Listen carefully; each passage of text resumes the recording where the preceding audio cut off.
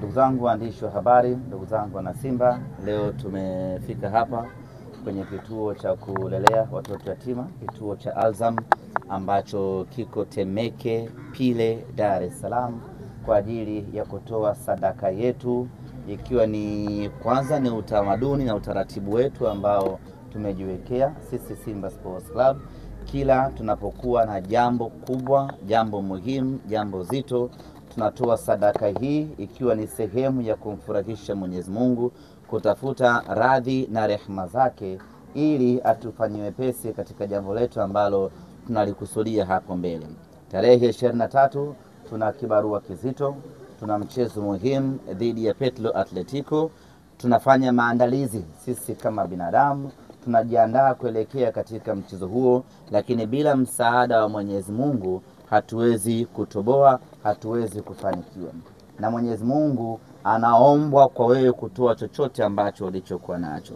Simba Sports Club kwa kushirikiana na Model Foundation tumefika hapa kwenye kituo hiki cha Alzam kutoa chochote ambacho tumejaliwa, ikiwa ni sehemu ya kwetu sisi Simba Sports Club na Model Foundation kujikurubisha kwa Mwenyezi Mungu, ili atufanyiwe pesi Jumapili tuweze kupata matokeo chanya.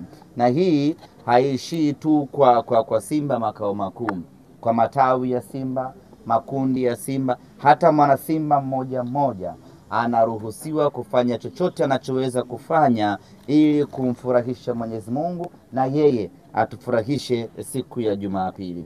Una chochote mfukoni mwako, toa sadaka, weka nia yako Mwenyezi Mungu, natoa sadaka hii, naomba timu yangu ya Simba Jumapili tupate ushindi.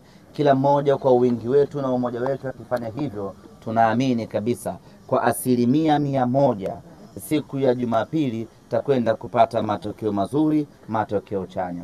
Wapinzani wetu kwa maana ya Petro Atletico wanawasili hii leo nchini Tanzania majira ya saa 2:30 usiku, na kuwasili kwao maana yake ni kwamba tayari mchezo wetu na wao tayari unakuwa umeshaanza.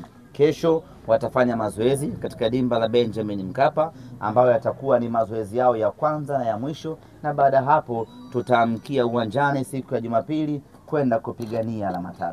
Kikosi chetu kinaendelea na programu ya mazoezi, maandalizi yanakwenda vizuri. Tumekuwa na takriban wiki 2 za nguvu kweli kweli za kufanya mazoezi na maandalizi, na mpaka muda huu nazungumza nanyi mambo yanakwenda vizuri sana kwa upande wetu.